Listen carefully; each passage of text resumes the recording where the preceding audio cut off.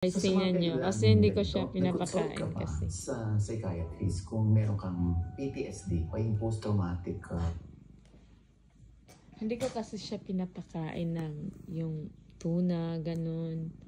Yung cat food na nasa can. Ang binibigay ko yung dry food na binili ko sa kanya. Tingnan mo, anuhin ko siya. Kasi pag pinakain ko to, ang lambing-lambing, minamassage niya ako. Mas masagi-sagi siya sa akin. Tingnan mo, anuhin ko to. Mingko, did you eat? Huh? Did you eat? Did you eat? Huh? Did you eat? Ming, did you eat? You wanna eat? Huh? Wanna eat? Bo? Masuplada mo naman. Why you're so, Why you're so suplada naman? You want chicken? Huh? I made adobo chicken. You want adobo? Huh? You want adobo? Go. Po! Diyos, ang taray niya talaga. Go, taray mo talaga, ha? Come on, I'll give you food, okay?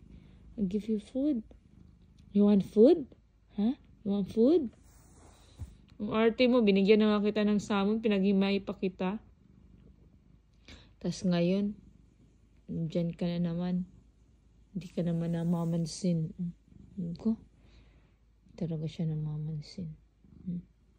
Ade, aga, siya.